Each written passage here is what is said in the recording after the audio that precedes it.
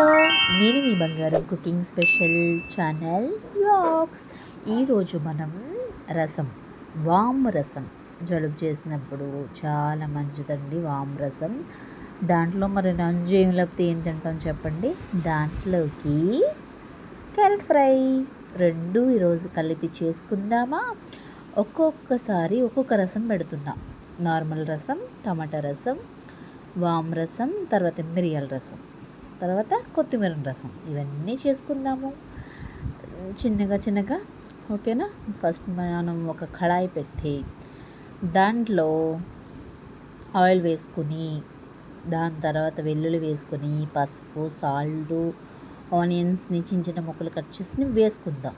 వేసుకున్న తర్వాత మనం నెక్స్ట్ రెడీ చేసుకున్న కరివేపాకు కానీ ఎండుమిర్చి 4, కరివేపాకు ఒక 2 రెబ్బలు వేసుకుందాం.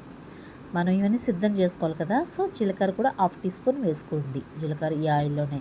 తర్వాత పచ్చిమిర్చి మీ ఇష్టం, కానీ నేను వేస్తాను, ఫ్లేవర్ బాగుంటుంది. ఒక 2-3 చాలండి, ఎక్కువ వద్దు, కారం ఉంటే మళ్ళీ తినలేరు కదా. సో నేను కరివేపాకు, లైట్గా కొత్తిమీర వేసిన తర్వాత ఎండుమిర్చిని కూడా చీల్చి వేస్తున్నాను.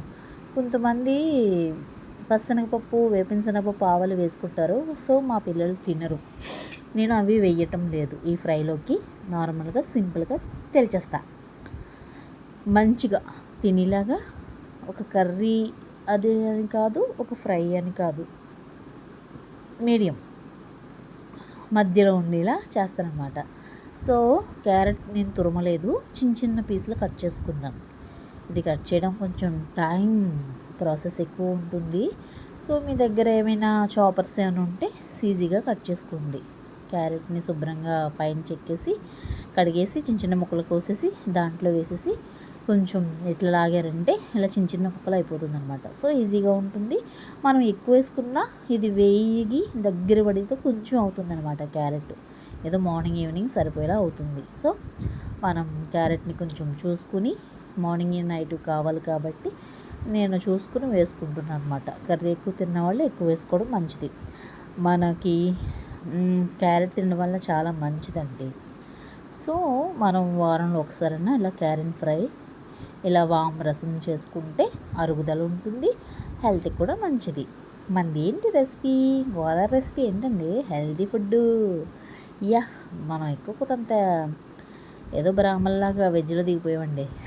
నాన్ వెజ్ తక్కువ, వెజ్ ఎక్కువ ఉంటుందన్నమాట. సో నేను ఇలా మూత పెట్టి మగ్గపెట్టి అలా వేయిస్తూ, చేతికి పని చెప్తూ, అలా గరిటికి పని చెప్తూ గిరగిర తిప్పేయండి బాబు, పైకి కిందకి తిప్పేయండి. ఎల్లుల్లిపాయలు నూనెలో మగ్గితే మంచి కమ్మటి ఫ్లేవర్ వస్తుంది, చాలా బాగుంటుంది అనమాట టేస్ట్. అది అన్నంలోని వెల్లుల్లిని ఇలా తుంచి దాంట్లో ఉన్నది మెత్తగా ఉంటుంది కదా వెల్లుల్లి, అది తీసుకుని ఒక ముద్దలో కలుపుకుని తింటే చాలా అంటే చాలా బాగుంటుంది. సో మీరు కూడా ట్రై చేయండి, మీరు కూడా ఇలా చేసుకోండి. సో అది మూత పెట్టేసి మగ్గుతూ ఉంటుంది. ఈలోగా మనం చింతపండు వేసుకుని వామ్ రసం చేసుకుందాం. ఫస్ట్ ఒక గిన్నె తీసుకుని ఆ గిన్నెలో కొంచెం చింతపండు, ఒక నిమ్మకాయ సైజ్ అంత కూడా కాదు, అందులో కొంచెం తీసుకుని వాటర్ బట్టి మన నిమ్మకాయ ఉంటుందన్నమాట, అదే మన చింతపండు ఉంటుంది. దాంట్లో నేను కొంచెం అల్లం వెల్లుల్లి పేస్టు, ఒక ఆనియన్, పచ్చిమిర్చి, కరివేపాకు, కొంచెం కొత్తిమీర, తర్వాత కొద్దిగా పసుపు, 1/2 టీ స్పూన్ పసుపు, 1/2 టీ స్పూన్ కారం, మనం తగినంత గళ్ళుప్పు వేసుకుని మరగబెట్టుకుందాం. కొంచెం బెల్లం కూడా వేసాను, ఫ్లేవర్ బాగుంటుంది. బెల్లం వేసుకుని మంచిగా ఒకసారి గరిటతో తిప్పేసి అన్నిని మనం హైలో పెట్టేసుకుందాం. హై ఫ్లేమ్లో పెట్టేసుకొని మనం మరగబెట్టేసుకుందాం పక్కన. మన రసం కొత్తలు ఆడిపోయి ఉడికిపోవాలన్నమాట, మరిగిపోవాలి. ఎంతలా అంటే సలసల చెయ్యి పడితే తక్కువ ఊడిపోద్దా అన్నంత సలసల మరగాలన్నమాట.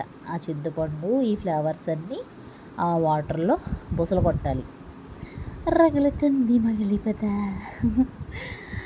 అలా రసం ఓ పక్కన బుసలు కొడుతుంటే ఓ పక్కన తాలింపుకి రెడీ చేసుకున్నాను అనమాట. ఒక గిన్నె పెట్టుకుని దాంట్లో ఒక ఆయిల్ వేసుకోండి. నేను ముందు వేసుకోను, ఎందుకంటే ముందు ఉల్లిపాయలు నేను వేయిస్తాను కాబట్టి నేను ఆయిల్ ఫస్ట్ వేయను.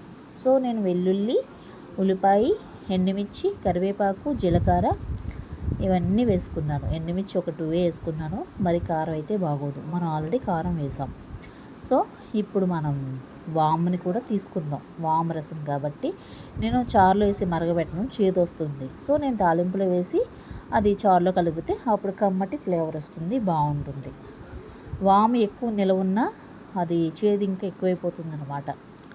నేను సాల్ట్ కూడా వేసుకున్నాను. సో త్వరగా వేగుతుంది, కాలుతుంది గిన్నె. అయినా సరే పెడేస్తున్నాను, పట్టేసుకుంటున్నాను అనమాట. 15 ఏళ్ళ అనుభవం, చెయ్య కాలదంతా అలవాటైపోయింది అనమాట. చూసారా బుసలు కొడుతుంది రసం, అలా మరగాలన్నమాట. కొత్త కొలాడిపోతుంది అంతే. మరి అది బాగా మరుగుతుంది. ఈలోగా మన పోపు కూడా మంచిగా వేయించుకుందాం బాగానే. ఈలోగా మన క్యారెట్ ఫ్రై కూడా రెడీ అయిపోతుంది. రెడీ అయిపోయింది కూడా, ఇంకొక 5 నిమిషాల్లో అయిపోతుంది. చూసారు కదా, ఒకటి ఇలా పట్టుకుంటే మెత్తగా అయిపోతుంది. దీంట్లో కొంచెం 1/2 టీ స్పూన్ అంటే కారం కొంచెం వేసుకోండి, ఫ్లేవర్ బాగుంటుంది. కొద్దిగా మసాలా వేసుకోండి, ఎక్కువ వద్దు. కొంచెం కారం, కొంచెం మసాలా వేసుకుని, కొంచెం సాల్ట్ చూసుకుని, సరిపోతే మళ్ళీ సాల్ట్ వేసుకుని మంచిగా తిప్పేయండి. నేను ముక్క పట్టుకుని చిదిమితే మెత్తగా అయిపోయింది. సో నాది ఉడికిపోయింది. Carrot fry ready. ఇంకా రసానికి వస్తే రసం కూడా రెడీ అయిపోయింది.